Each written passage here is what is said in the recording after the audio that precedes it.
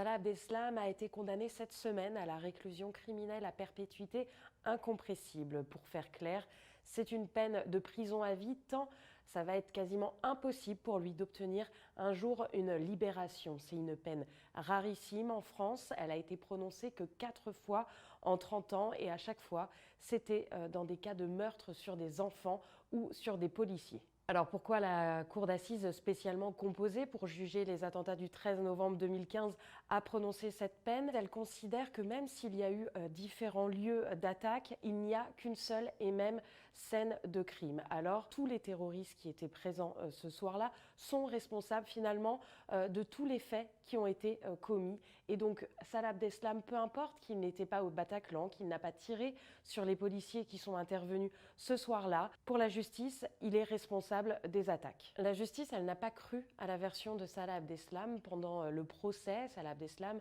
il a dit qu'il avait été recruté au dernier moment par la cellule terroriste. Il a aussi dit qu'il a renoncé à actionner sa ceinture explosive après être entré dans un bar dans le 18e arrondissement de Paris. Le président de la cour d'assises a précisé pendant la lecture de son verdict que cette ceinture explosive, elle n'était pas en état de fonctionner et que donc ça pouvait remettre en doute la version apportée par Salah Abdeslam pendant le procès. Pour qualifier la peine de réclusion criminelle à perpétuité incompressible, l'avocate de Salah Abdeslam, elle avait parlé de peine de mort sociale. À l'annonce du verdict, plusieurs victimes ont salué, elles, une décision qu'elles estiment juste. C'est un message extrêmement clair aussi adressé à l'ensemble des personnes qui sont tentées par l'expérience de l'islamisme radical, puisque quand elles se mouillent à divers degrés, elles se retrouvent finalement soit enfermées à vie, soit avec des peines qui effectivement correspondent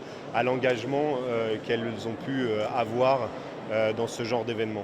Au total, 19 sur les 20 accusés ont été reconnus coupables de l'ensemble des faits qui leur étaient reprochés. Par exemple, Mohamed Abrini, il a été condamné à la réclusion criminelle à perpétuité, assorti d'une période de sûreté de 22 ans. Cela veut dire que pendant 22 ans, Mohamed Abrini, il ne va pas pouvoir faire de demande de libération anticipée, il ne va pas pouvoir faire de demande de permission de sortie. Mohamed Abrini, c'est celui qu'on a surnommé l'homme au chapeau. Il était avec les commandos du 13 novembre jusqu'à la veille au soir et il a décidé de renoncer au dernier moment. Les peines de prison prononcées par la cour d'assises spéciale vont donc de 2 ans de prison à la réclusion criminelle à perpétuité incompressible. Désormais, les accusés, ils ont la possibilité de faire appel de cette condamnation.